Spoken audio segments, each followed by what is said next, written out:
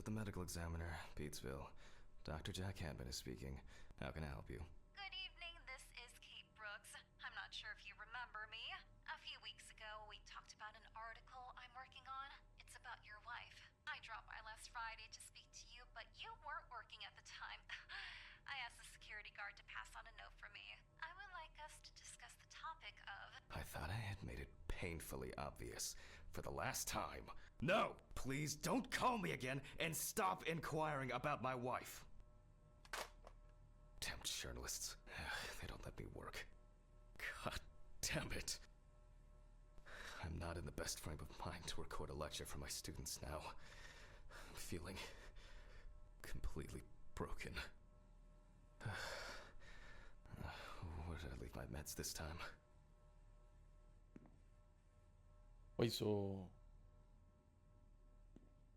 what happened to his Let me close that up real quick. You don't know who's might get in here. But what happened to his wife?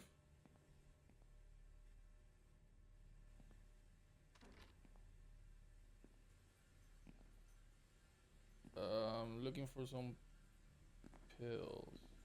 Here they are. Okay, time to pull myself together. And get back to work.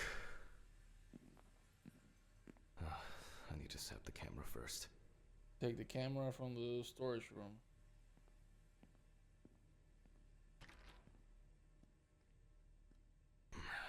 Now remember, Jack, don't forget, hit the record button this time.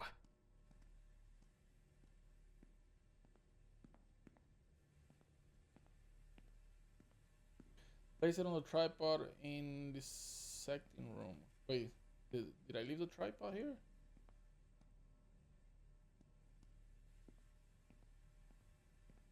Alright, dissecting room. Is this out of order? Is this out of order? But the word is, the lab will be open tomorrow. Hopefully the new tripod is going to hold up. Nice.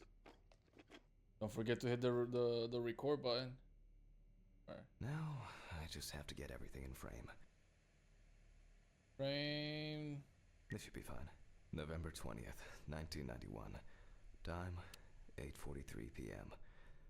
Recording for medical students from the University of Missouri. This autopsy is conducted by Jack Hanman. Hello, everyone.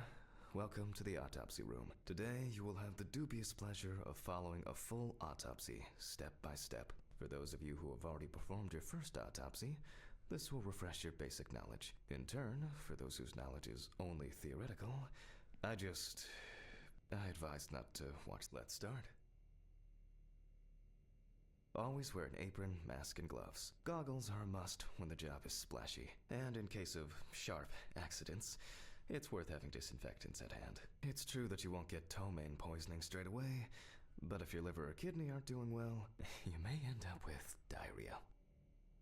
The cadaver is placed on its back on the autopsy table. The pathologist stands on the right of the deceased. Make sure that all the necessary tools are always at hand so that you don't have to run around looking for something, like I do all the time. In the process of revealing and securing forensic evidence, it is difficult not to interfere with the original condition of the deceased. Written and photographic documentation plays a vital role throughout the entire examination process.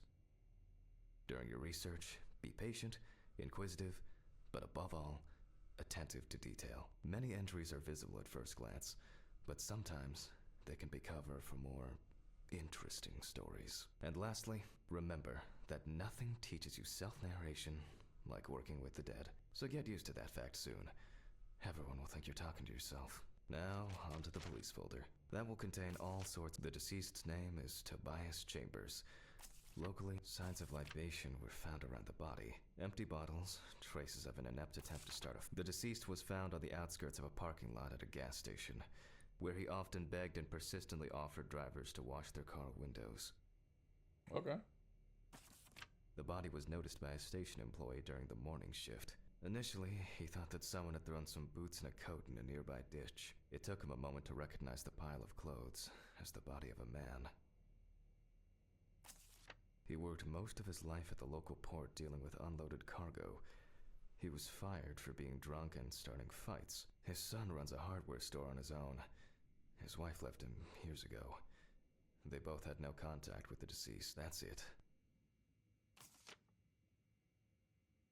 It's worth remembering the context around the scene of a death.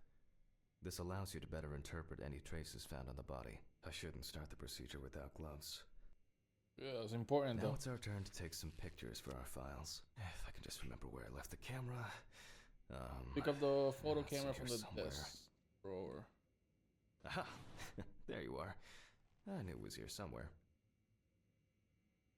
You know As what? I mentioned at the beginning, Hold on. before we begin the internal examination, we need to document the cadaver and the condition it arrived in. We begin with a full body photo. Try and stick to the top-down rule, but this is not always possible. Let's keep in mind it's all about the legibility, not the perfect frame. Thankfully though, whoever made this game though, they did it the right way. That way, you know, they don't show any important part. Like a part that, you know what? Thankfully we can post this video though. That way, you know, that way we can Voila! Now we move won't have on to the any next step. problem with Looking for YouTube. traces. Take your time. Look at the corpse from different sides, from different angles, up close, and from a distance. You're looking for anything out of the ordinary. Which is good. Find marks on the body to photograph.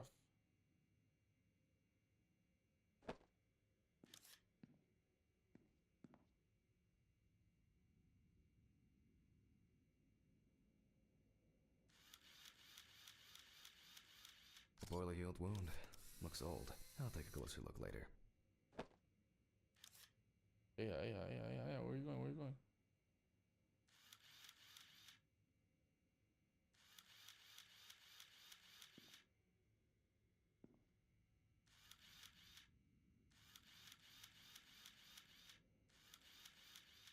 There's nothing wrong with the.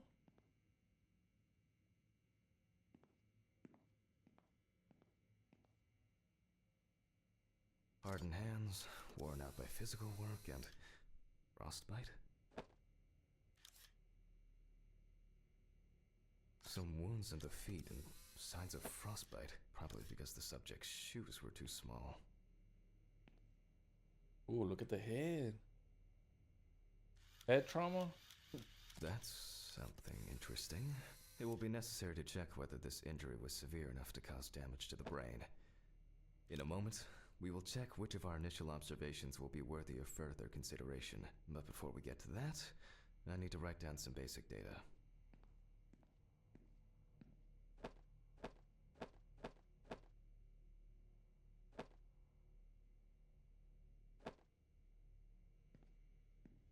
You guys think I'm ready for this?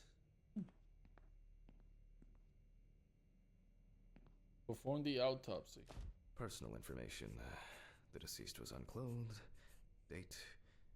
Okay. As you can see, I note everything down on previously prepared forms. Every pathologist must keep a detailed record of every step of the autopsy. This not only allows you to track the procedure, but also collates the results together, upon which you may back up your conclusions. So, enough of the boring prep. Let's begin by taking a closer look at the spots I photographed earlier. For this, you're going to need a magnifying glass. So what do you guys think happened to this guy? Which spot first? Let's start with the head. I can confirm the presence of ecchymosis on the deceased man's head. The appearance indicates the intravital nature of the wound. Add alcohol, which I can clearly smell, and this was an accident just waiting to happen.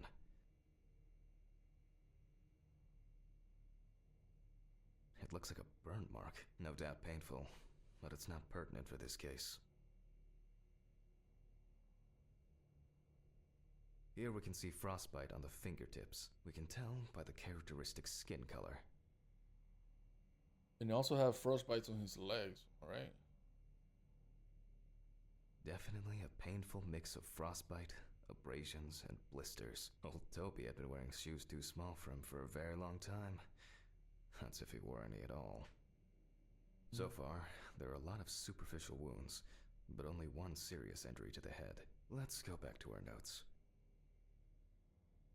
So First, I mark the location Was he of the homeless? entries Maybe? and make notes for each one. So,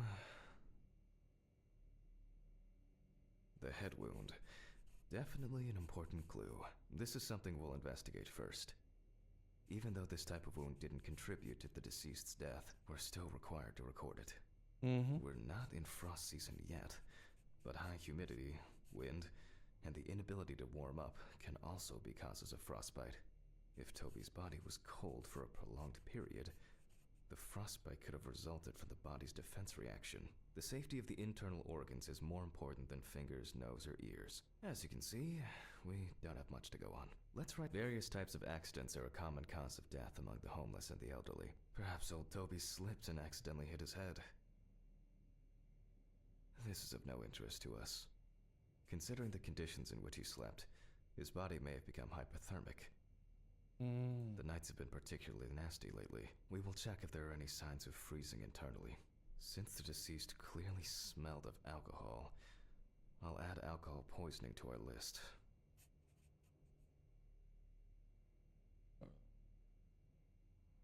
We still have one thing left from the basics. Rigor mortis. Well, we take our deceased by the hand. Gradually we raise it.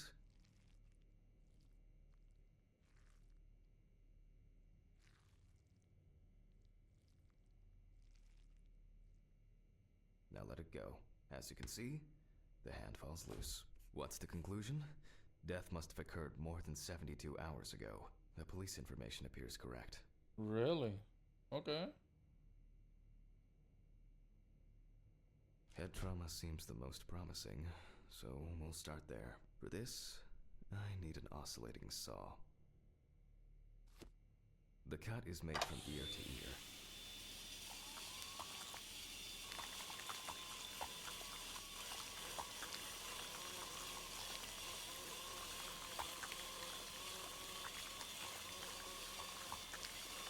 After which, we remove the skin and the top of the skull. After the basic examination, we can see that the brain's cerebral gyri in both hemispheres are symmetric. The brain looks good. Let's take a cross-section. Some pathologists prefer to examine organs without removing them. However, for me, it's much more convenient to examine them on a board, which we'll do now.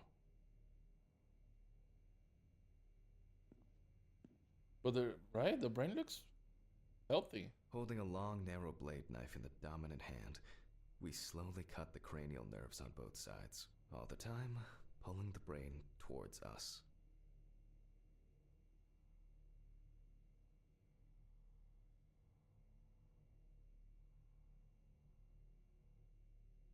Wait, what do I... Oh, now I go down?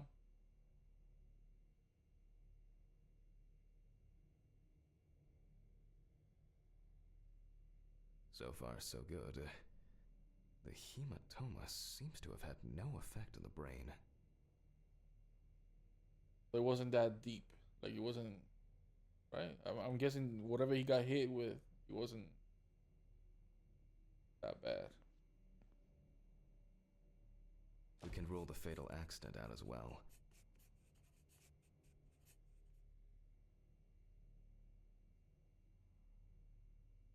Brain is in good condition, so we have no choice but to proceed to the internal examination of the other organs. I grab a scalpel from my kit. The incision should be in the shape of a letter Y. We use a deep cut to reach all the way to the ribs and to penetrate the abdominal wall.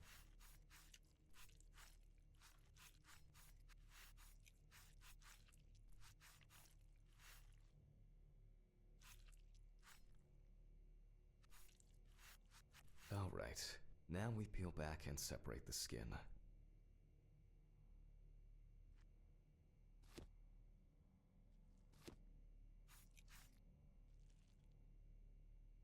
Just on the hands.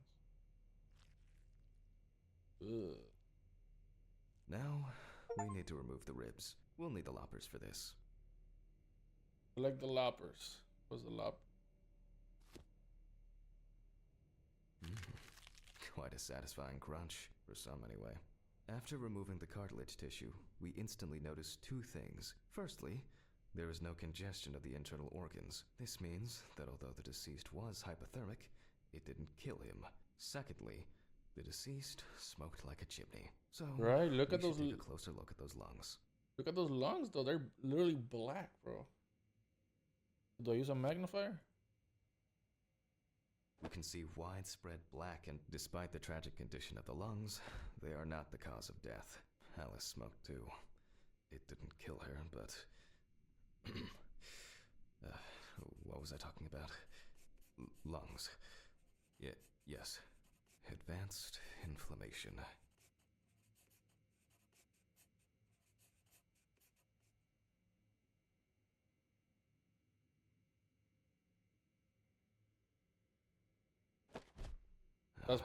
That's probably because of the alcohol. Now, the syringe. Now's a good time to collect some samples. Range. Specifically 3. From the eye, vitreous humor analysis is very useful in indicating long-term alcohol abuse. 5 milliliters from the left ventricle should do it. Now from the bladder, One from we the drop bladder. 10 milliliters of fluid. Okay. Now we take our samples to the centrifuge. But before I do that, I need to find my notebook. My dyscalculia means that I always double-check the settings. Please excuse me while I run and fetch it. Retrieve the notebook from the office. Really? Oh, you stay down. It's cut open, bro. Where's my notebook? Here it is. This whole thing is covered in stains. I should check this out under the microscope sometime. What's a centrifuge? What's a centrifuge? Let's get back to the examination. Oh, okay, I know where it is now. We put all of the samples into the rotor.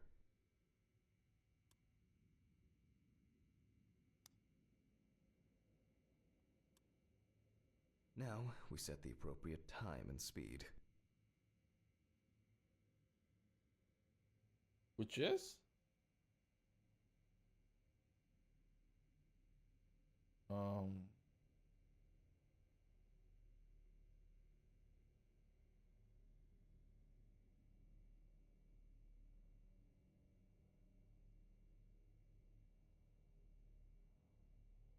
Do I max it out?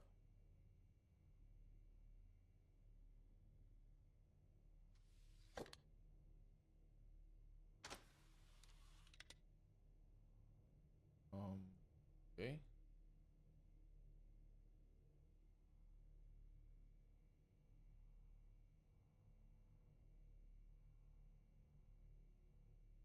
How do I start? Wait, what's the time though?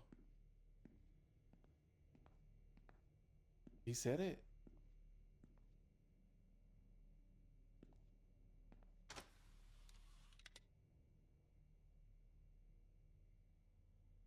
What's the right time?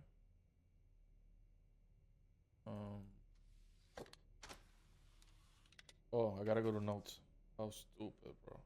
Presence of alcohol in the blood. Time 15 minutes. Speed 70%. So 15 and 70%.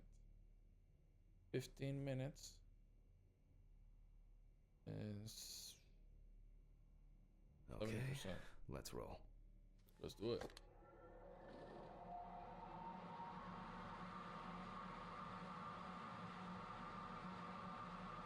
Oh shit. The fuses again.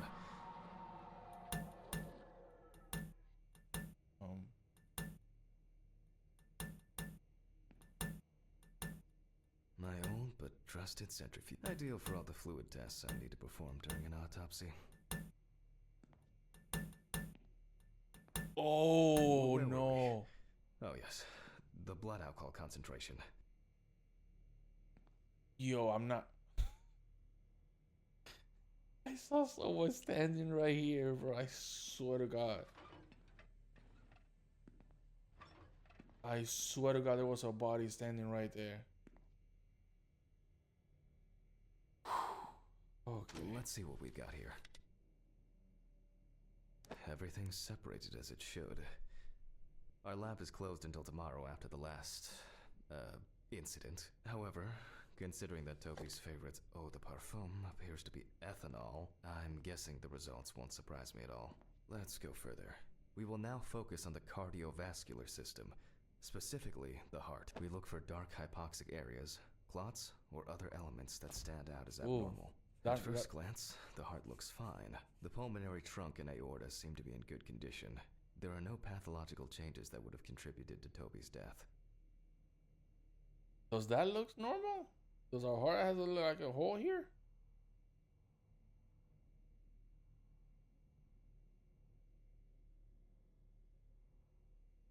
Now let's take a closer look at the stomach. Size is normal, healthy, pink color.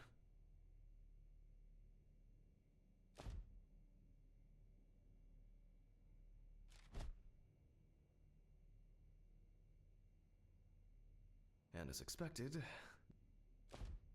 the stomach has no major external damage. We must now cut it open and inspect inside. Okay. We will do it carefully so that its contents do not spill out. So what the hell happened to this guy, bro? We open the stomach along the greater curvature, from the heart to the pyloric end. Oh, I already feel like there's something left inside. Food, maybe? He probably ate before he died.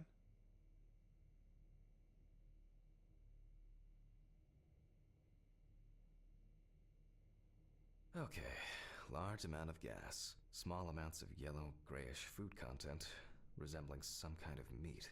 Really? That's... Either our deceased hadn't eaten in days, or the bulk of his stomach had already found a way out. Looks like I'll have to find the missing contents. There are two ways here. One is obvious, and the other is... It couldn't have been suffocation, could it? I'll add this to the list and move on to the deceased's neck.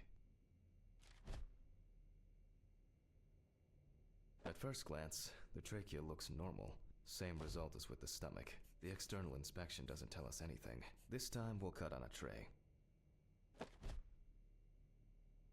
While cutting such a small organ as the trachea, we must make a precise incision. To be able to cut with the very tip of the blade, we must hold the scalpel as we would a pen.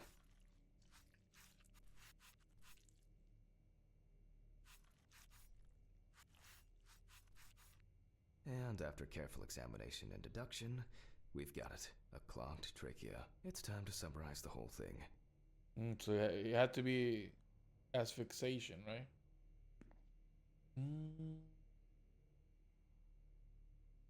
Based on the report and preliminary documentation, it's safe to assume that the deceased passed out after consumption of alcohol and then fell asleep on his back. So you can't do that? Then, the gastric contents refluxed and flooded the airways, causing death. That's why we don't forget about the recovery position at dorm parties.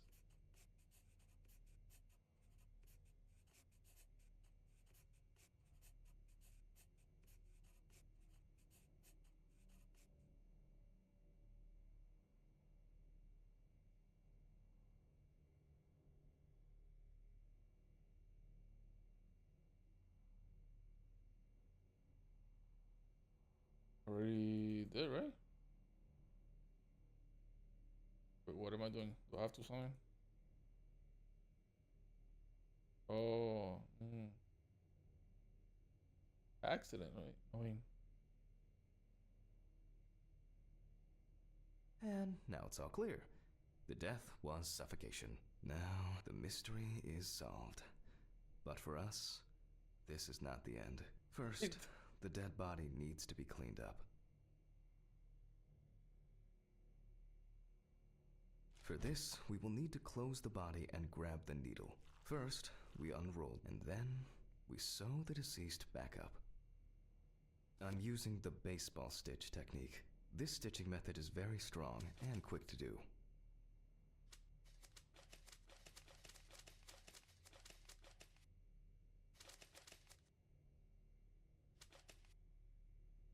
Beautiful. beautiful. Oh, is it really this easy? Now we say goodbye to the deceased and put them safely in the fridge, ready for the next stage of their journey. What is this all dark here? God, I'm tired. I'll drop these samples off at the lab on the way to the bar. Bro, I swear to God, I saw someone here earlier. I'm not. I'll call Steven. I don't feel like drinking alone today.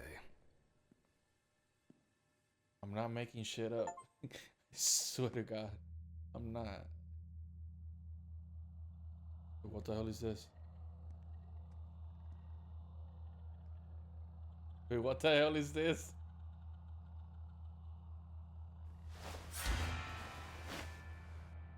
Okay.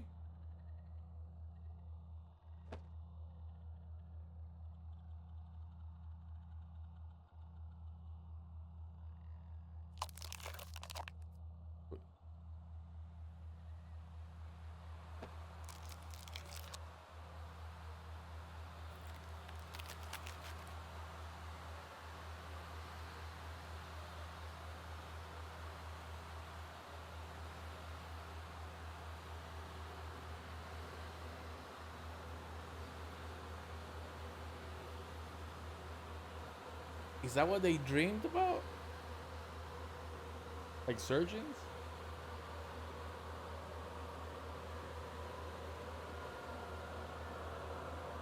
If this is supposed to be scary, though, it's not.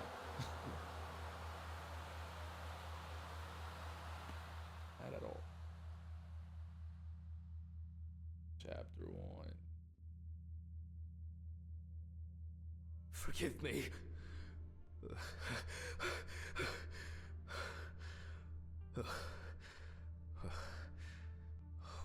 What?